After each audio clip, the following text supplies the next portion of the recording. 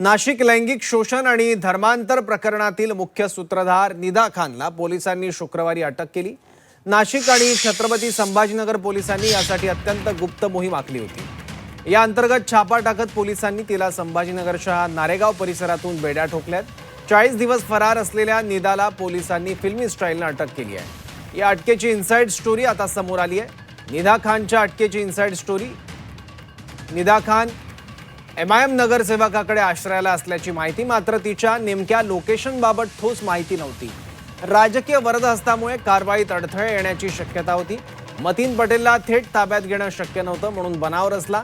एका जुन्या प्रकरणाचा आधार घेत 15 जणांना चौकशीला बोलावलं। पोलिसांनी मतीन पटेल यांना सर्वात शेवटी चौकशीला बोलावलं। निदा खान तिच्या नेमक्या लोकेशनबाबत ठोस माहिती पोलिसांकडे नव्हती। राजकीय वरदहस्तामुळे कारवाईत अडथळे येण्याची शक्यता होती। मतीन पटेलला थेट ताब्यात घेणं देखील शक्य नव्हतं, त्याच्यामुळे बनाव पोलिसांनी रचला।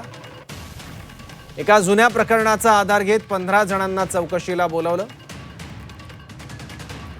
पोलिसांनी मतीन पटेल यांना सर्वात शेवटी चौकशीला बोलावलं। निदा कुठे आहे या प्रश्नावर सुरुवातीला मतीनने उडवाउडवीची उत्तरं दिली, मात्र पोलिसी खाक्यापुढे तो डगमगला आणि लोकेशन सांगितलं। चौकशीच्या वेळी 40 पोलिसांच्या टीम सुद्धा तयार ठेवण्यात आल्या होत्या। अंमली पदार्थ विरोधी रेड असल्याचा बनाव करत सर्वांना बोलावलं। दंगल नियंत्रक QRT नारेगाव जवळ तैनात ठेवण्यात आली। फक्त साध्या वेशातील पोलीस निदा लपून बसलेल्या ठिकाणी गेले। थेट घरात घुसून निदा खानला घेऊन पोलीस परतले।